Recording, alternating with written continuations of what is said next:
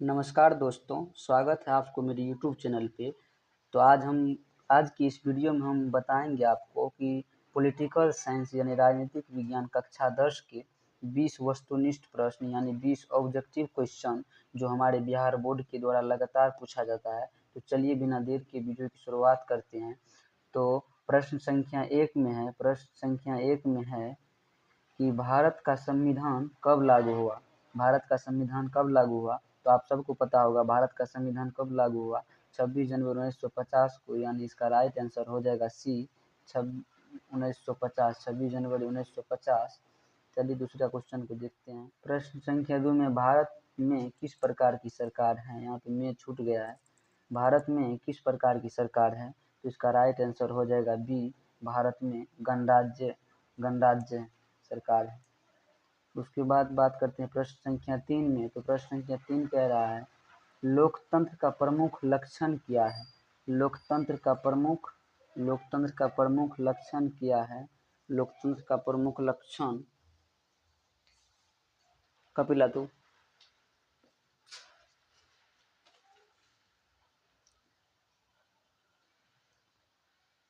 लोकतंत्र का प्रमुख लक्षण क्या है? ए में है एक व्यक्ति का शासन, बी में है जनता की भागीदारी और सी में है सेना का शासन, डी में है राजा का शासन। तो इसका राइट आंसर होगा बी, जनता की भागीदारी। इसका राइट आंसर बी होगा, जनता की भागीदारी। तो चलिए चौथा नंबर प्रश्न है सभा के अध्यक्ष कौन थे? संविधान सभा के अध्यक्ष कौन थे? ए में है भीमराव अम्बेडकर, बी में है राजेंद्र प्रसाद, सी में है जवाहरलाल नेहरू, डी में है सुभाष चंद्र बोस। तो इसका राइट आंसर क्या होगा? राइट आंसर इसका हो जाए विधानसभा के अध्यक्ष कौन थे? इसका राइट आंसर होगा बी, राजेंद्र प्रसाद। 5 में है, चलिए प्रश्न संख्या 5 में है कार्यपालिका का कार्य क्या होता है? कार्यपालिका का कार्य क्या होता है? इसका राइट आंसर हो जाएगा सी। इसका राइट आंसर हो जाएगा सी। उसके बाद बात करते हैं प्रश्न संख्या 6 में क्या है। प्रश्न संख्या 6 में है संसद कितने सदनों से मिलकर बनती है? इसका राइट आंसर हो जाएगा बी। संसद कितने सदनों से मिलकर बनी होती है? तो संसद 2 सदनों से मिलकर बनी होती है। चलिए प्रश्न संख्या 7 की बात करें तो प्रश्न संख्या 7 में है कि भारत का प्रधानमंत्री कौन नियुक्त करता है? भारत का प्रधानमंत्री कौन नियुक्त करता है? तो भारत का प्रधानमंत्री, इसका राइट आंसर हो जाएगा सी। भारत का प्रधानमंत्री राष्ट्रपति नियुक्त करता है। चलिए प्रश्न संख्या 8 की बात करते हैं। तो प्रश्न संख्या 8 में है पंचायती राज प्रणाली का उद्देश्य क्या है? आप लोग जानते हैं तो बताइए। पंचायती राज प्रणाली का उद्देश्य क्या है? पंचायती राज प्रणाली का उद्देश्य, इसका राइट आंसर हो जाएगा बी। इसका राइट आंसर बी हो जाएगा, ग्रामीण शासन। उसके बाद प्रश्न संख्या 9 की बात करें तो प्रश्न संख्या 9 में है मौलिक अधिकार किसके द्वारा प्रदान किए जाते हैं? मौलिक अधिकार किसके द्वारा प्रदान किए जाते हैं? तो इसका राइट आंसर हो जाएगा सी यानी संविधान के द्वारा। भारतीय नागरिक को मौलिक अधिकार किसके द्वारा प्रदान किया जाता है? तो इसका राइट आंसर हो जाएगा संविधान के द्वारा। चलिए प्रश्न संख्या 10 की बात करते हैं। तो प्रश्न संख्या 10 में क्या है? प्रश्न संख्या 10 में है भारत में कुल कितने मौलिक अधिकार है? यानी भारत में रहने वाले नागरिक को कुल कितने अधिकार हैं? तो इसका राइट आंसर क्या हो जाएगा? ए में है 5, बी में 6, सी में 7 और डी में 8। तो इसका राइट आंसर हो जाएगा 6। इसका राइट आंसर 6 यानी राइट आंसर बी हो जाएगा। इसका राइट आंसर बी हो जाएगा।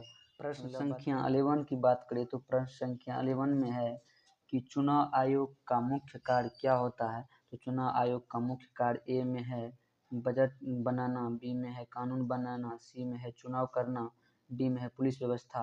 तो इसका राइट आंसर हो जाएगा सी, यानी चुनाव आयोग का मुख्य कार्य होता है चुनाव कराना।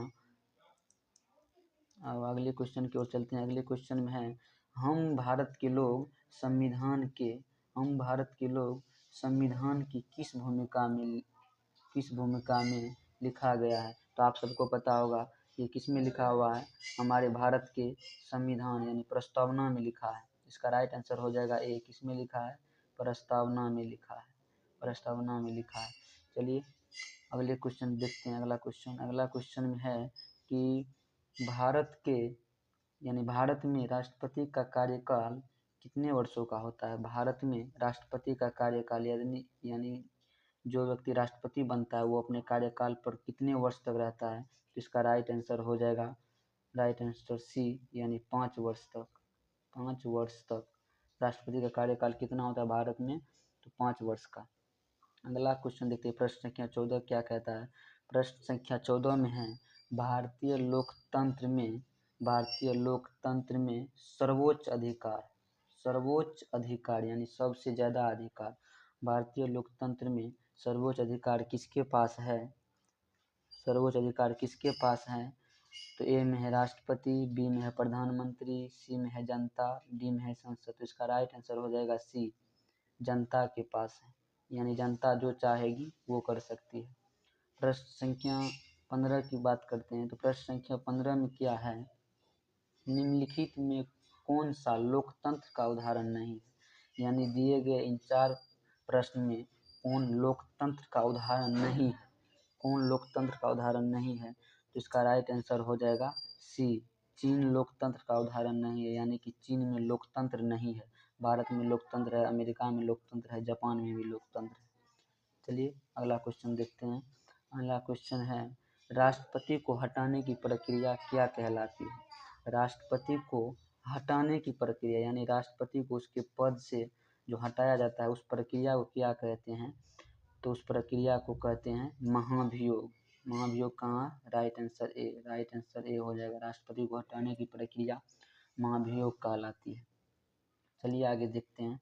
आगे 17 नंबर प्रश्न संख्या में है, 17 नंबर प्रश्न में है, राज्यसभा के सदस्यों का कार्यकाल क्या होता है। राज्यसभा के सदस्यों का कार्यकाल कितना होता है।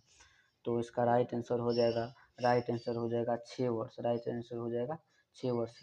राज्यसभा के सदस्यों का कार्यकाल कितना होता है, 6 वर्ष, याद रखिएगा। और राष्ट्रपति का कार्यकाल कितना होता है, राष्ट्रपति का 5 वर्ष। राज्यसभा के सदस्यों का कार्यकाल 6 वर्ष और राष्ट्रपति का कार्यकाल 5 वर्ष। चलिए अगला क्वेश्चन देखते हैं। प्रश्न संख्या 18 क्या कहता है, भारत का सबसे बड़ा लोकतंत्र कौन सा है। देखिए टाइप करने में ये क्वेश्चन गलत हो गया है, यहाँ पे होगा विश्व का सबसे बड़ा लोकतंत्र कौन सा है। तो विश्व में यानी पूरे विश्व में हमारे भारत का लोकतंत्र सबसे बड़ा है और हमारे भारत का सबसे बड़ा संविधान भी है। विश्व का सबसे बड़ा संविधान भी हमारे भारत के पास ही है। अगला प्रश्न संख्या 19 में है।